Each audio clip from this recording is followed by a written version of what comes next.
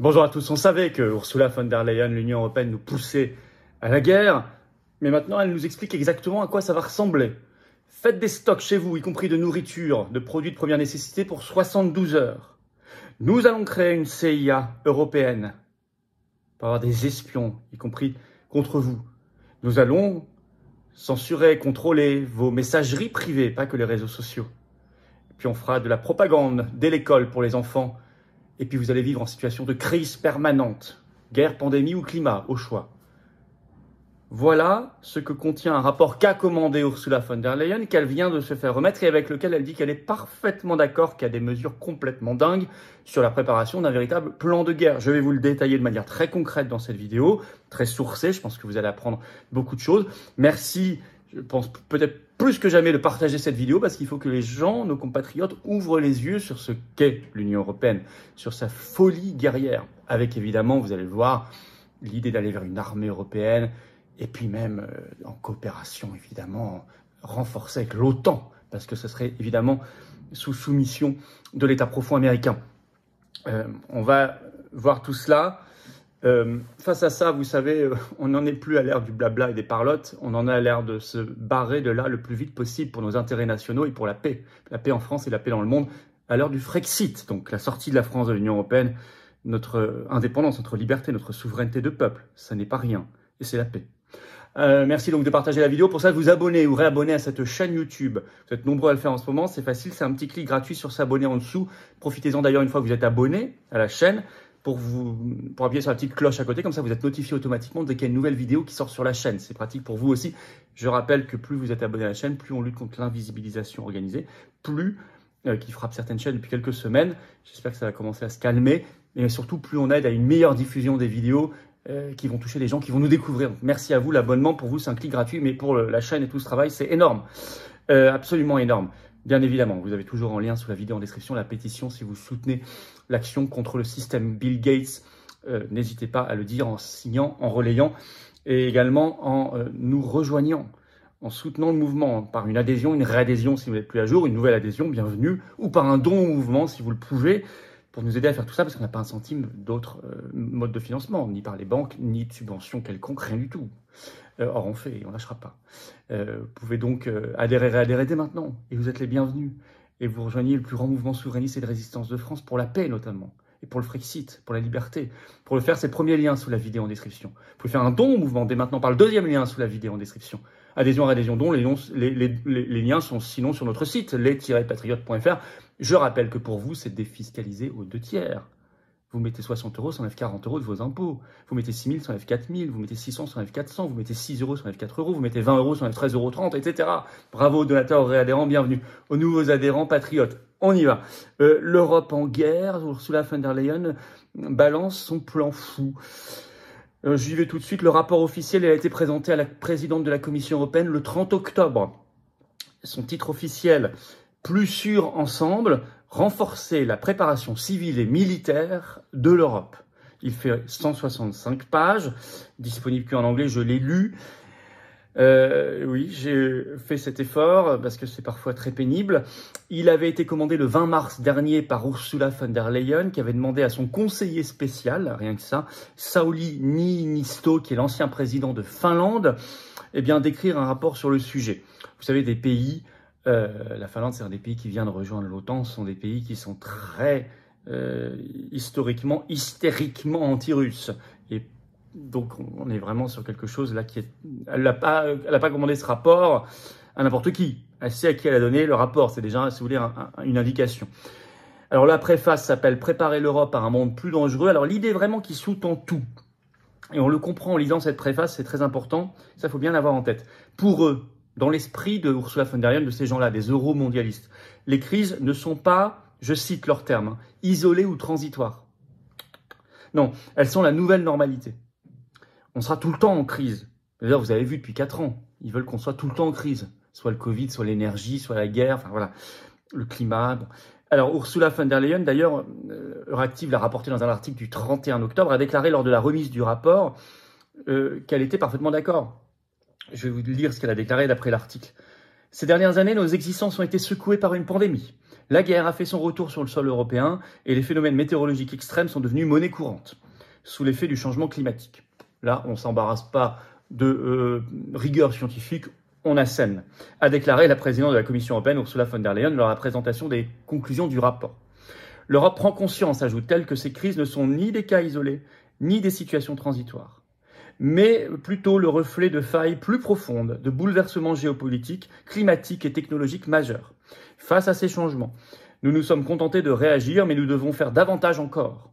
La préparation doit faire partie de la logique sous-jacente de toutes nos actions et porter sur l'ensemble des menaces et des risques possibles, a-t-elle affirmé. Vous avez vu, vous retrouvez le triptyque mondialiste, hein, guerre, pandémie, climat. C'est toujours la même chose. Alors, qu'est-ce qu'il y a concrètement? Des stocks de 72 heures, donc 3 jours. Newsweek d'ailleurs en a parlé, article du 31 octobre, à partir de ce rapport, le titre « L'Union européenne dit aux Européens de stocker de la nourriture en cas d'urgence avec la Russie ». Ça, c'est le titre de Newsweek. Alors, je cite un extrait. L'Union européenne conseille aux États membres de fournir à leurs citoyens des directives sur le stockage, les évaluations, la façon d'accéder aux services d'urgence, entre autres. Une enquête citée dans le rapport décrit diverses fournitures essentielles que les ménages doivent avoir en cas d'urgence, y compris des réserves de nourriture, de boissons et de médicaments, une lampe de poche, une radio à pile, face à la Russie. Sachant que le rapport précise que l'agression russe est une menace majeure, je cite. Deuxième grande idée concrète, une CIA européenne.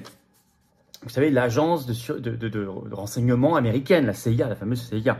Là, ça serait une CIA pour l'Union européenne. Alors, le JDD, le journal du dimanche, en a parlé, article du 31 octobre, à partir du rapport toujours. Le titre, Ursula von der Leyen envisage une CIA européenne vers une union du renseignement face aux menaces extérieures. Alors, on va lire le tout début de l'article du JDD. Là-dessus, y aura-t-il bientôt des espions de l'Union européenne?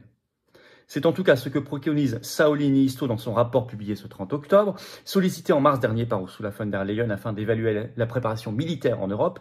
L'ancien président finlandais, qui l'avait été, j'ai oublié de le préciser, entre 2012 et 2024, juge que l'Union européenne a besoin de sa propre agence de renseignement, sur le modèle de la CIA américaine, pour aider les États membres à repousser les menaces étrangères.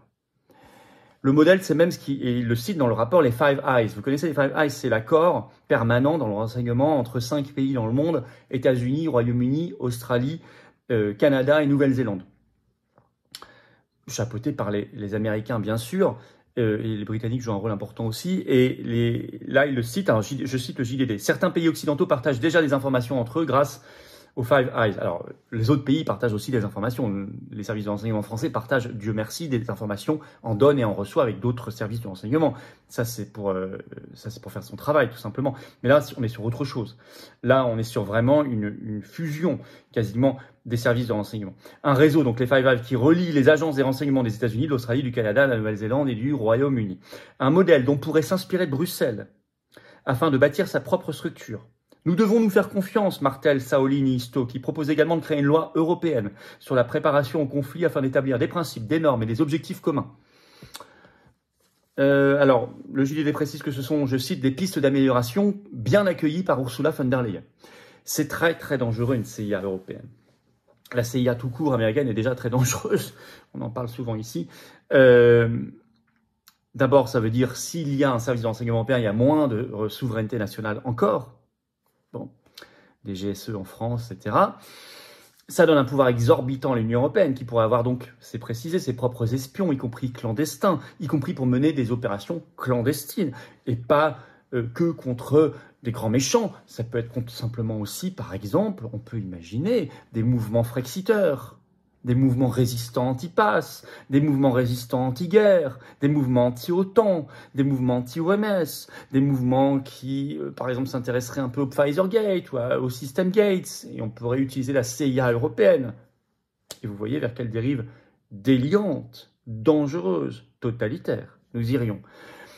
Par ailleurs, cette idée de « faisons-nous confiance tous entre les 27 » là, on va tous partager, pas de problème, on se partage tout. D'abord, nous avons des concurrents à l'intérieur des 27. L'industrie allemande, elle n'est pas là pour nous faire des cadeaux. Elle est là pour piller, y compris nos savoirs. On l'a vu dans l'industrie de défense ou aéronautique, toute allemande qu'elle soit. Donc on n'a pas, non, à se faire confiance tous. On est dans un monde réel. Deuxièmement, si on se fait tous confiance et qu'on partage tout, il suffira aux puissances étrangères, par exemple comme les USA, comme les Amériques, comme les États-Unis d'Amérique, d'aller cibler le maillon faible des 27, le plus facilement intégrable, pour avoir accès aux 27. Par exemple, vous avez un petit pays qui est faible du point de vue de ses renseignements, qui est mal protégé, etc. Vous le ciblez et vous tombez sur toutes les informations françaises, espagnoles, italiennes, allemandes, etc. Voilà, c'est très pratique pour les Amériques, enfin pour les États-Unis d'Amérique ou pour d'autres pays. Hein. Mais je pensais à eux parce qu'ils sont friands de ce genre d'informations. On peut penser à la Chine, on peut penser à plein de pays. Il faut être naïf avec personne. Donc, voilà ce qui est proposé. Alors, c'est pas fini. L'espionnage de vos messageries, de nos messageries privées. Euractiv en parle, toujours à partir de ce rapport, article du 31 octobre, sous prétexte, je cite, de lutter contre l'espionnage, le sabotage et le terrorisme, ainsi que la criminalité organisée. Donc, tout ça est bien joli, on nous dit c'est pour votre bien, c'est pour lutter contre le terrorisme, l'espionnage, le sabotage, etc. Ça sera la fin du chiffrement des données.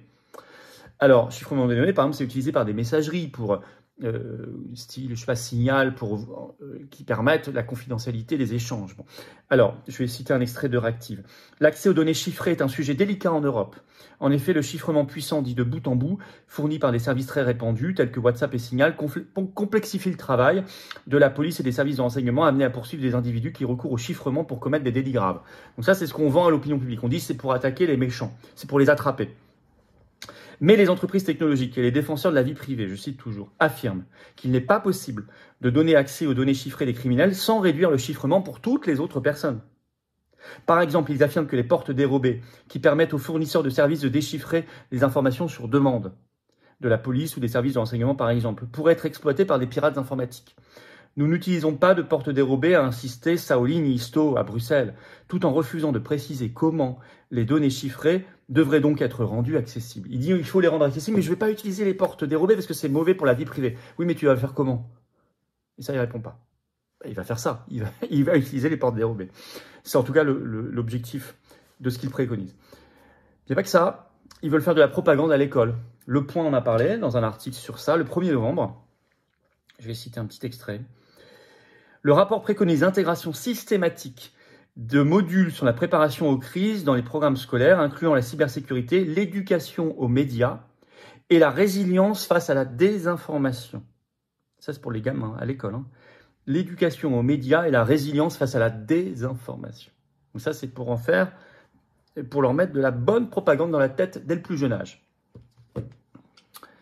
Alors l'idée, c'est d'aller bien sûr sans le dire, c'est pas écrit dans le rapport, il n'est pas écrit armée européenne, mais c'est le but, soumise à l'OTAN bien sûr. Il est écrit nécessité de renforcer l'industrie européenne de la défense. Ben, ça on sait, on l'a déjà vu que c'est au détriment de la plus puissante du continent, c'est-à-dire la nôtre. Puis également, il est écrit qu'ils veulent un bouclier européen de défense aérienne, donc c'est vraiment les premières bases d'une armée européenne.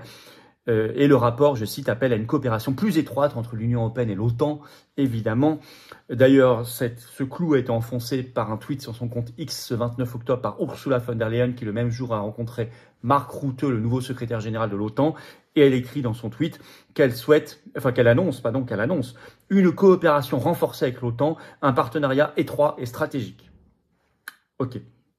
Donc vous voyez bien que toute l'architecture de ce rapport, le but c'est d'aller vers un État européen, que l'Union européenne devienne un État. Je vous rappelle, je l'avais sorti en premier dès le jour où c'était sorti en novembre 2023, c'était le souhait affiché, avoué par Mario Draghi, que l'Union européenne devienne un État. Si vous avez une CIA européenne, une armée européenne, etc., vous avez évidemment un État à la fin. Ça va vite. Un État sans peuple, hein, sans peuple unifié, sans légitimité, c'est-à-dire sans séparation des pouvoirs, c'est-à-dire une tyrannie. Il faut quand même en être conscient. Le but, c'est d'aller vers une armée européenne, d'installer, on l'a vu, un climat de crise permanente, de tension permanente, de guerre lancinante avec la Russie, pour faire peur, pour contrôler, pour diviser, propre des systèmes, des régimes totalitaires. Face à ça, je réponds par 6 lettres. F-R-E-X-I-T, Frexit, sortie de la France de l'Union européenne, reprise en main de notre destin, de notre liberté, de notre souveraineté, notre indépendance de peuple, de nation, de pays, de puissance. Oh oui, en coopération, en dialoguant avec tous les pays du monde. C'est le rôle d'ailleurs, la vocation historique de la France. Et c'est son intérêt national et c'est l'intérêt de la paix du monde. Mais nous devons être extrêmement lucides sur ce qu'il y a dans ce rapport. Merci de partager la vidéo. Merci pour cela de vous abonner ou réabonner à cette chaîne YouTube.